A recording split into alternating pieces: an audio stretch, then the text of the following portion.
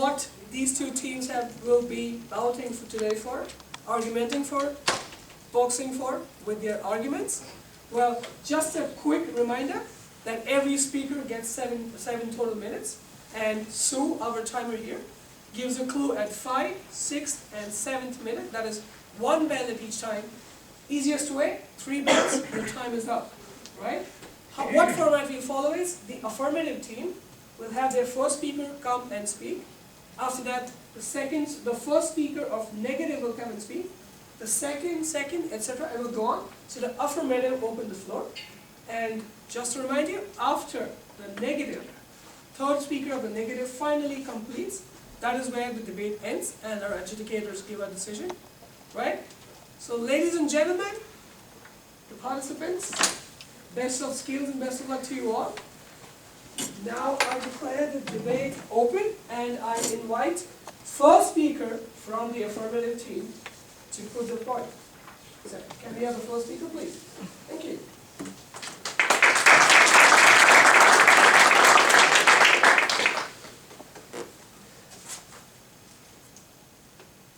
Yes, sir. Thanks. I don't fear the man who has practiced 10,000 kicks. I fear the man who practiced one kick 10,000 times. Let me repeat. I don't fear the man who has practiced 10,000 kicks. I fear the man who practiced one kick 10,000 times, said Bruce Lee the Great. Why would he say that? Before I get into that, let me quote another quote. We all have dreams. We all do, certainly do. We all have dreams. But in order to make dreams come into reality, it takes an awful lot of determination, dedication, self-discipline, and effort, said the Olympian Jess Owens. Well, what is this determination, dedication, self-discipline, and effort? Does that ring well with you? Isn't that what practice is? Doing something with a lot of determination, a lot of dedication, a lot of self-discipline, and a lot of effort. I think I said that right because it took me about 15 times to say it in the washroom upstairs before I could come do it here. So practice really helps. Let me break down and bring some context into this. The topic is practice makes perfect. What is practice? Practice is a process of learning, a process of doing something regularly with a lot of focus. And we are not restricting, the affirmative team is not restricting practice to one particular skill set. I can practice swimming every day, I can practice running every day, I can practice speaking every day, and I can practice cooking every day. Practice is nothing but a process of doing something regularly with a lot of focus, a lot of determination, just to be better at it. And when I say better at it, what do we mean by better at it? Is that I think that's what the affirmative team believes perfection to be. Perfection, to be perfect or perfection, is nothing but being better tomorrow than what you are today. Because we all understand perfection is subjective. Perfection for someone there can be imperfection for me. Something imperfection to me is perfection for somebody else. We understand this subjectivity. But here in this context, we'd like to lay out saying that here, practice makes perfect. Perfect is nothing but being better at something tomorrow than what you are today. Okay, so I think right before we began this debate, Professor told us that, oh, it's very good that you're doing this right now before the big debate comes in. Why? Why didn't we have a mock debate for this session last week? Why did we not jump into this debate directly? Why did we have to have a session before? And why is this session better for the sessions coming next? Why? We're not having fun here, it's practice, right? We're doing something regularly to just be better at it. And for me, that is perfection. And I see from the audience, I see a lot of people from the Toastmasters, and I happened to be at one of the Toastmasters session, and we had speakers coming and talking to us that day, and I heard there were two speakers who, it was their second time speaking, and the audience reaction was that, oh, you spoke better than the last time. Why? Because they practiced and doing it for the second time, and they became better at it. It's as simple as that, right? So the affirmative team wanted to just put things very, very simply. And then that took a lot of practice as well.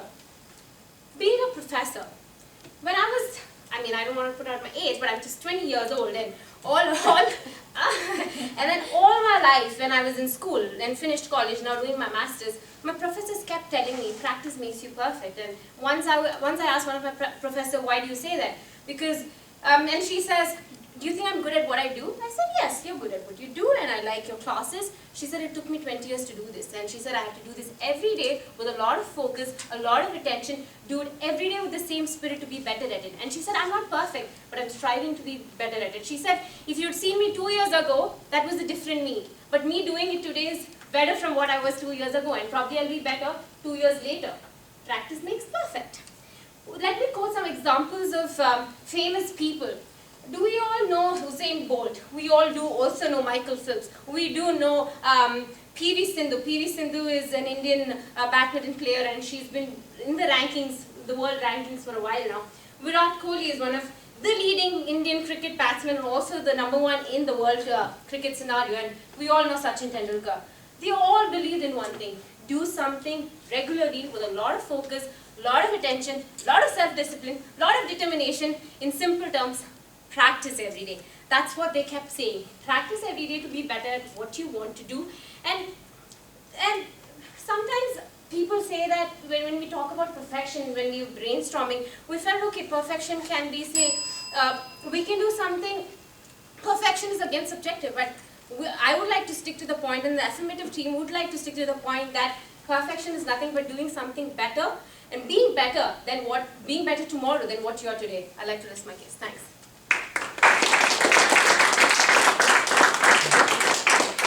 Thank you so much, Reshma. 5 points for Evelyn each. Can we have the first speaker from the negative, please?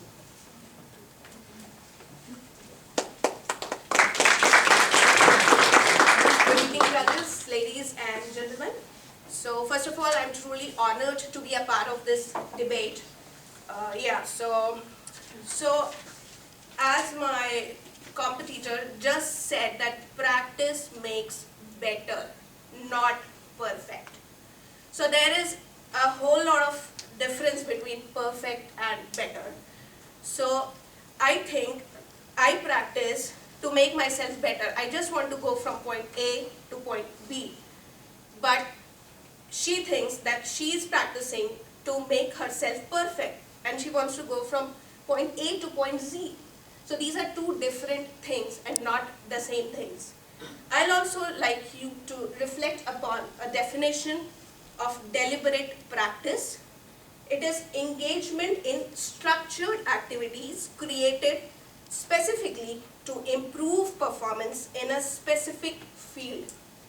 So there is a very good study, if any one of you would like to go online and read. So the study is called Deliberate Practice and Performance in Music, Games, Sports, Education, Professions, a meta-analysis. It was published in 2014. So what this study found, that there are only certain things in which practice really made a considerable difference, and it accounted for only 26% of the variance in games, 21% in music, and 18% in sports. But when it came to education and professions, practice made for less of a difference, just 4% in terms of education and a meager 1% in professions. So coming to this, so I am a digital marketer by profession. Once somebody asked me to help with a website code.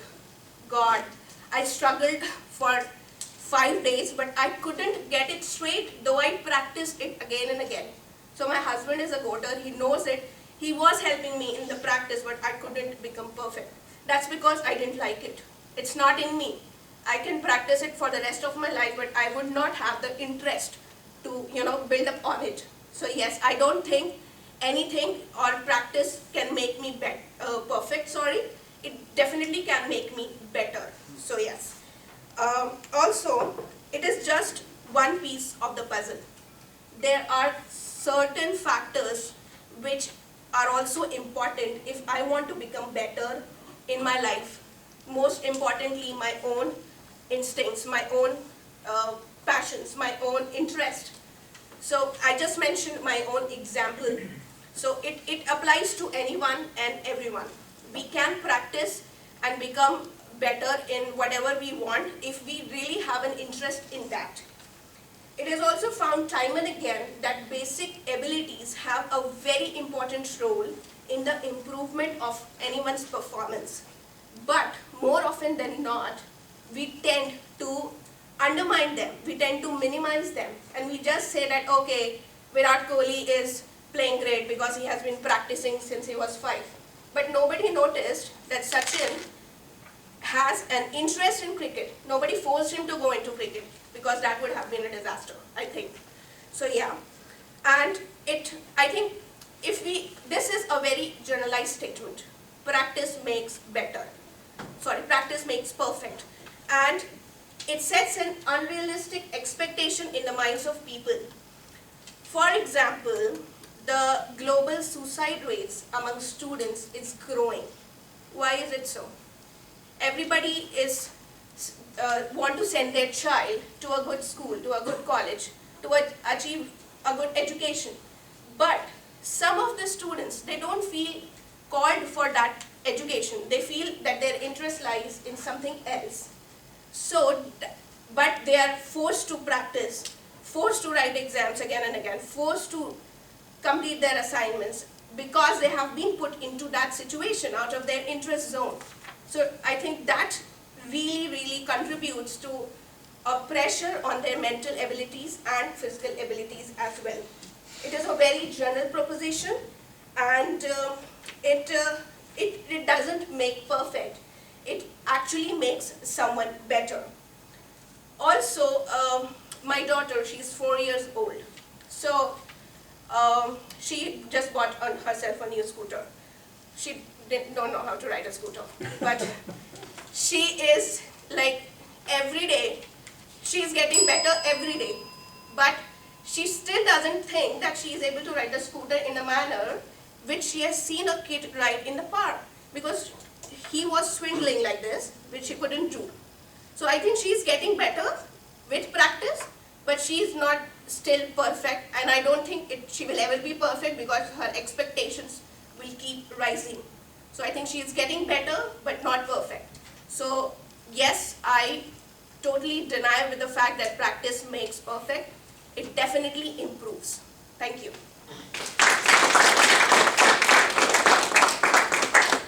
That was a whole lot of better. Reminded me of the tongue twister, bitter butter makes better, bitter butty, something of that kind. But well said, thank you so much. Well, moving on, can we have the second speaker from the affirmative team, please? Thank you. Thank you, the negation team, for such a elaborate but a wrong interpretation of our definition and stats as well. So, first thing, about Sachin Tendulkar we quoted. Sachin Tendulkar, before his games, when he used to go play a test match, he used to hang a ball in the room and continuously keep practicing his drives. And that used to be the entire night. Why did he do it? It's such a famous example, to master his strokes. He did it in certain way because he received something called as a feedback. I will elaborate on this word feedback. But the stats which my negation team gave, the first speaker, so 12% is the incremental performance difference. Like they quoted, it was just like 12% or 4%. But this percentage is incremental difference. Like a person who is not practicing and a person who is practicing, it's the incremental difference. So I'll give the correct stats. It says 12% is the incremental performance across all domains. 26% incremental performance in games, 21% in music, and 18% in sports. Those are the actual stats. Now, the negation team also mentioned something called as deliberate practice. So let's take an example for it.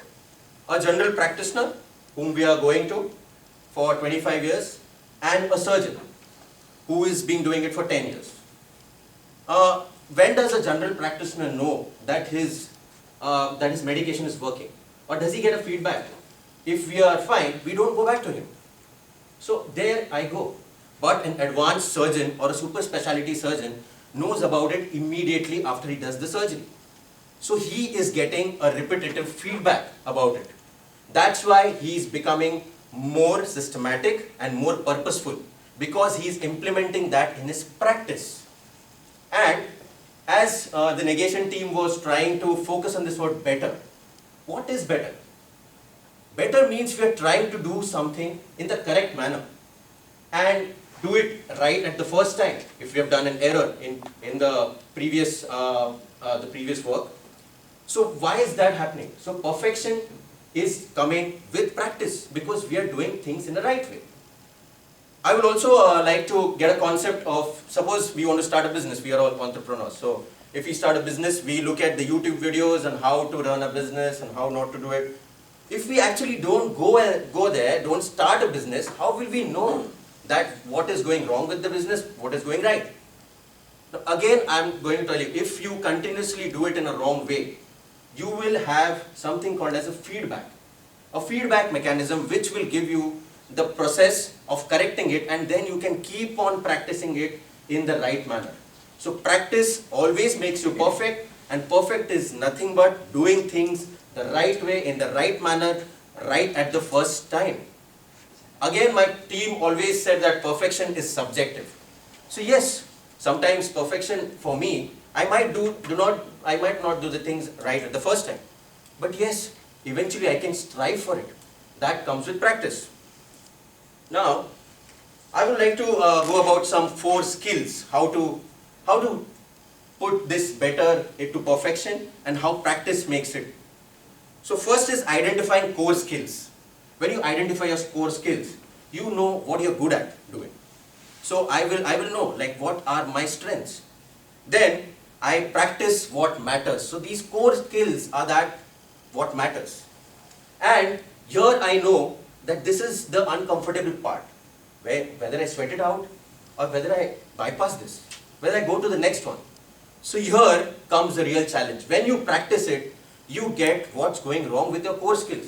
Are your core skills you've identified, are they correct? Or you have some different set of core skills. So this point makes you highlight that, or makes you realize that basically. Then comes the feedback, so you get to know what is going wrong or what is going right in your process. And then the last thing is, you never stop practicing. Just keep practicing. That's what matters. They say that to be innovative and creative, you don't require practice. It just comes from within. Edison, you know how many times did he fail before actually lighting the bulb? It was 999 times. So we say that he failed 999 times? No. He got to know how not to design a light bulb for 999 times. So he could do it on the 1000th time. So here's what I'm saying. To be innovative, to be creative, all this is perfection. All this is what matters. So there is no proper definition of perfection. I am perfect because I am creative, I am innovative, I am better, I am doing things in the right way. That's what my team and we always reiterate. So thank you.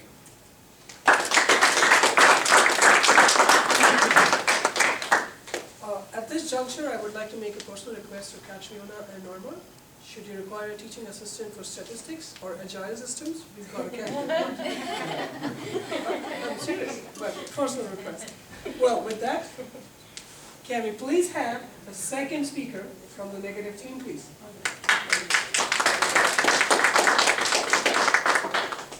I think we're going very myopic about the topic. We are talking practice and we are relating it to success. We're talking about outcomes. We are talking about the core skill set.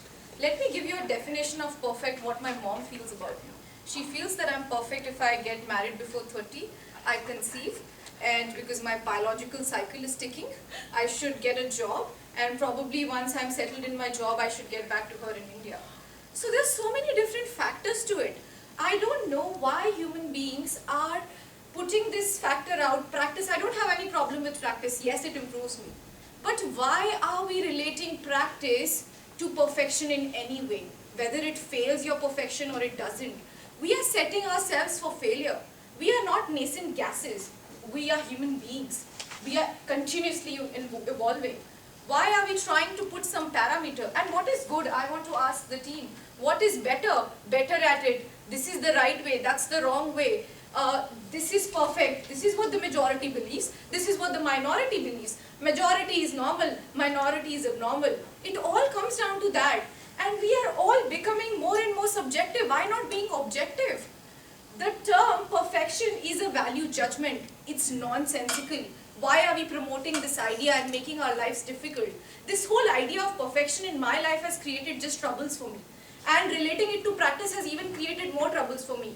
Because if I would have analyzed myself in a very strategic way, coming to Randal, I would have realized that all these external factors from Pestle and Porter are contributing to this word called as perfect.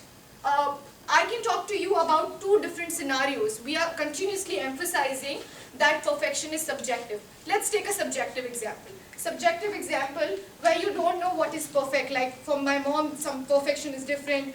For a lot of women out here, size matters. For a lot of women out here, performance matters. Performance comes from practice, maybe not from a virgin who's doing it for the first time. So it's a different thing for you. Perfection lies in the eyes of the beholder.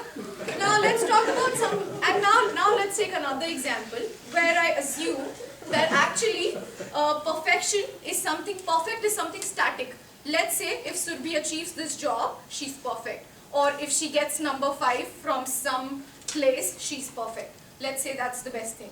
What happens in that scenario? Where does the external factors go? Guys, have you not studied strategic frameworks? What happens when you go to the 4th round of interview and you happen to realize that the second person who's competing with you is the relative of the managing director of that wing, and he's going to get selected, not you? I have practiced for 27 years. I've been practicing. I'm an efficient person. I've got an MGSM.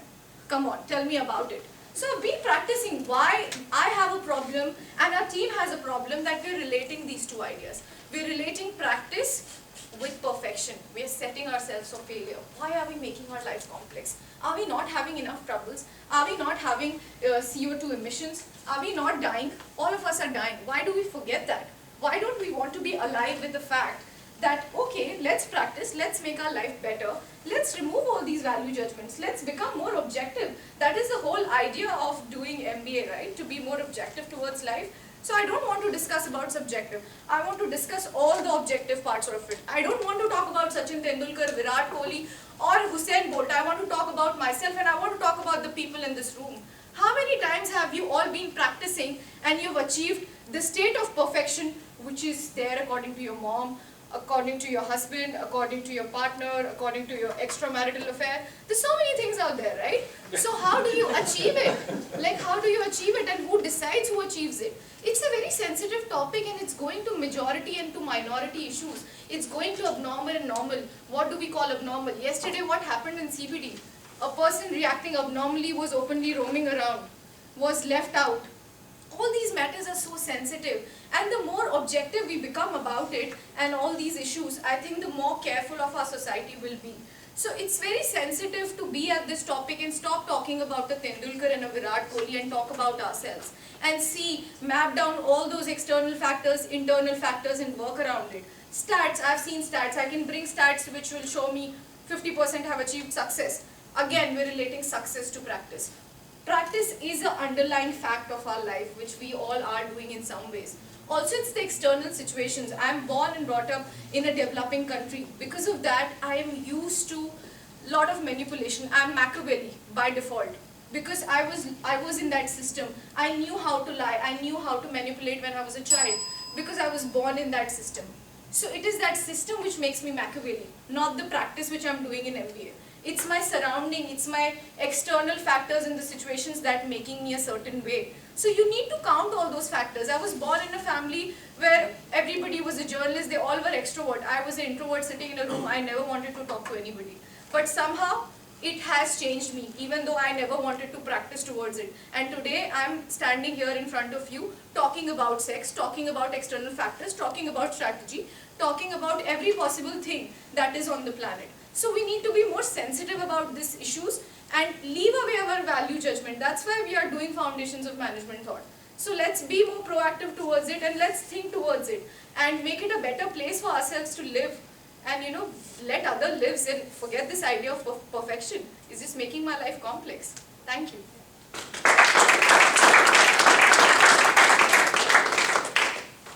so much, Surabhi, and I wish to seek your permission to practice my right as a host to crack a joke on you, if you don't mind. The aggression will be unhandleable if you do not agree with that. But I'm pretty much assured that we'll have a lot of topics in the drink session with Surabhi, Norma, and a lot of other people out here.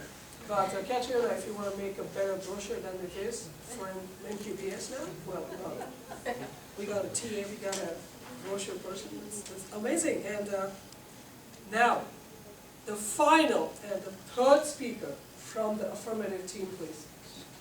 Thank you.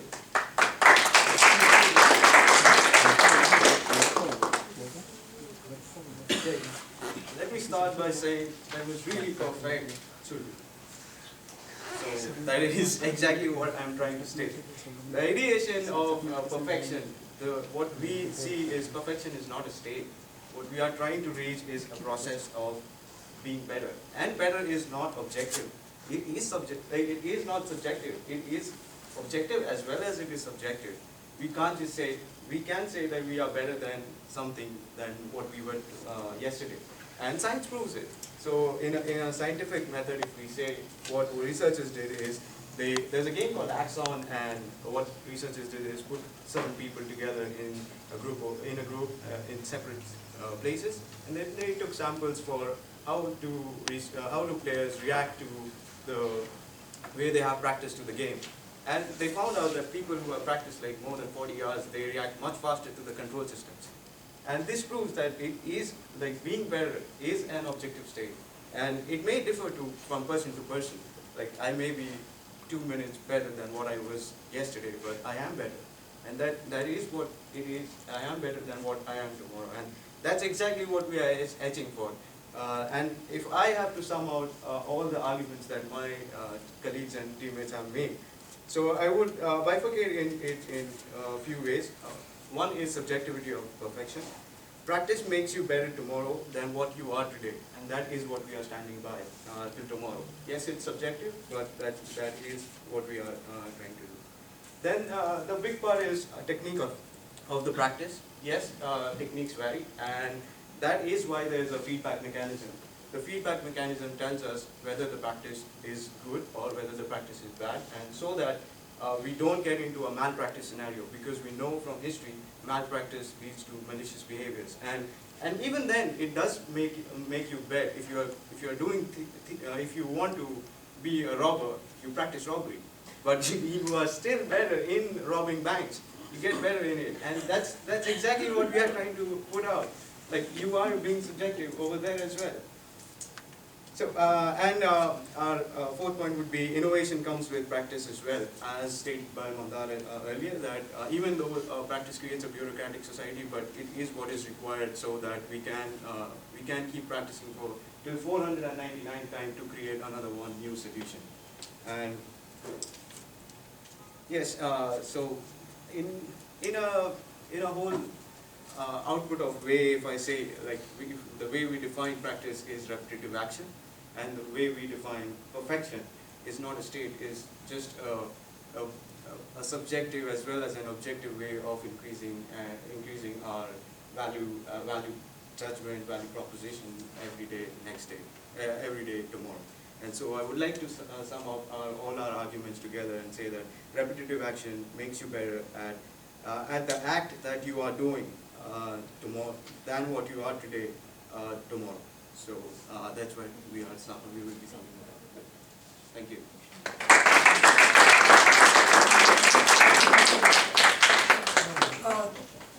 Shoaib, thank you so much. I would like to make an interesting proposition in private about A and Z and how we can go about it with practice through Robin. Because, yeah, totally, I want to repay my loans pretty quickly, but we'll definitely do that.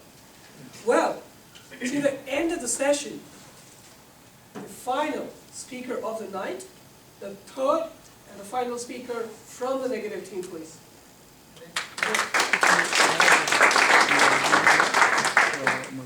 Before I start, just have a second more.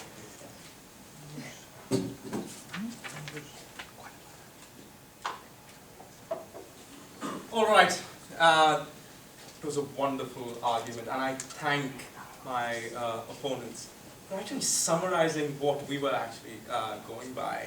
So the topic, let me just get the topic back into perspective, right? So what was the topic? The topic was practice makes perfect. What is perfect? The definition is flawless. What is flawless? No room for error. 100%. Not the pursuance, as he was saying. We want to get better. That's what we're saying. So, yeah, thank you for saying that. Yeah, it's just the pursuance of becoming better, and there's always room for becoming better. So, yeah. The next thing that my opponent said, one of the first opponents said was, Bruce Lee said if you were to practice one kick several times, I would fear that person. Now I just wonder, if a fish were to do that kick several times, would he actually get a man to fly across the room? I'm not too sure. So it all depends on the being's that innate ability.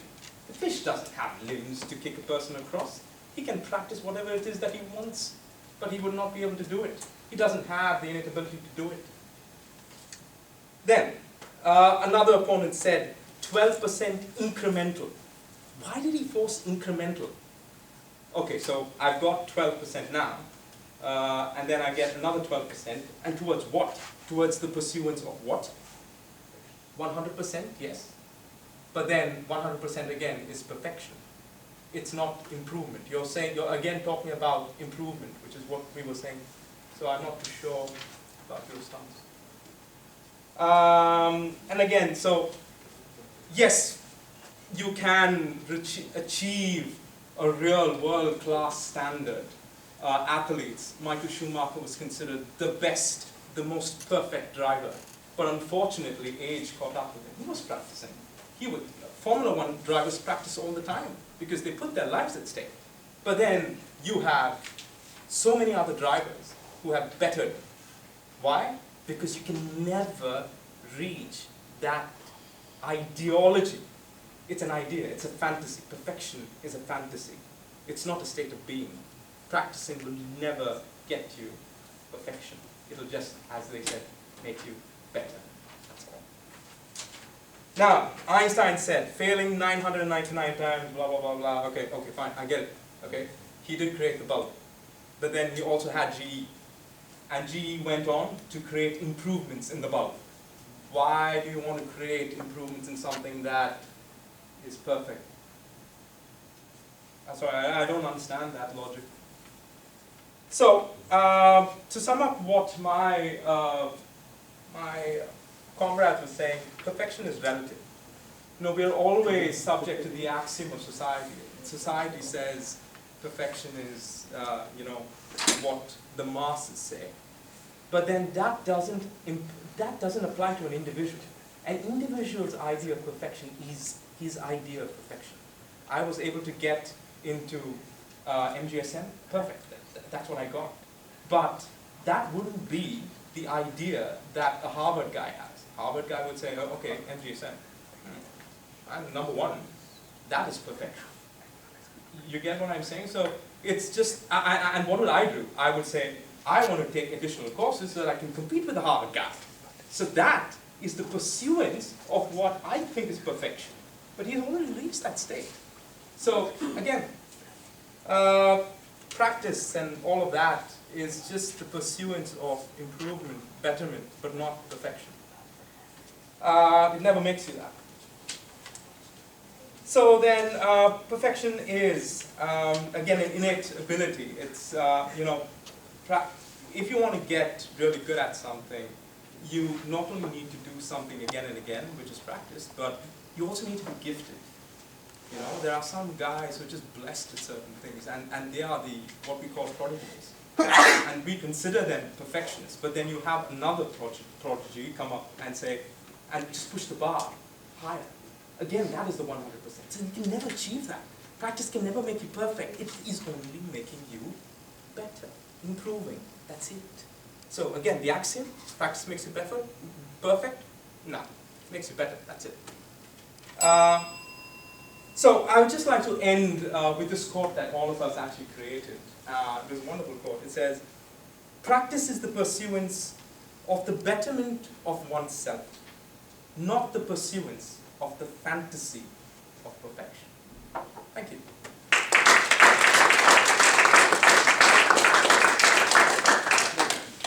That was quite a sharp end to the rounds. Ladies and gentlemen, these were our fine candidates with their arguments, with their points. And with such a fine debate comes a little toughness in the judging. So we'll give our judges as much time as they want. I'll request them, should they want to judge in seclusion outside or so, they may. They have an option. Should they want to stay here, that's good. Meanwhile, we'll utilize this time to introduce all our candidates. We purposely didn't do it before to avoid any bias. But we asked them to tell a little about themselves, and here's what they have told about themselves with all the fun in court. The first name I have is Neha Mani Mishra. Well, she's got the most extensive as well as expensive job on earth. She's a full-time MBA candidate as well a full-time mother, right? And she's a digital marketer and serves at the will of a 4-year-old. So I'm not talking about that. Right? That's hard. That's Neha Mani Mishra for you. Then the second name I've got, and I was very much right about this, you guys will realize, that's Mandar. Mandar Panchal is again a full-time MBA student. He has a background in project and planning management and successful abilities in execution and project management again. Well, he currently works as a private tutor for mathematics, fulfilling his passion for teaching. That's Mandar for you. Then we have the fire of the night, Surbi. Well, if I can call it that. Well, all the aggression got to that name. Well, Surbi is a digital generalist who continuously accesses the role of technology in transforming business models and user-end experiences. She's a theater artist, well, that's really great, and driven by public speaking on technology, innovation, and very obviously, gender equality. Yeah. Well, then we have Reshma. Well, again, she's revealed her age. I think she's insisting on me letting you know that she's 20 years old, pursuing her double master's in creative industries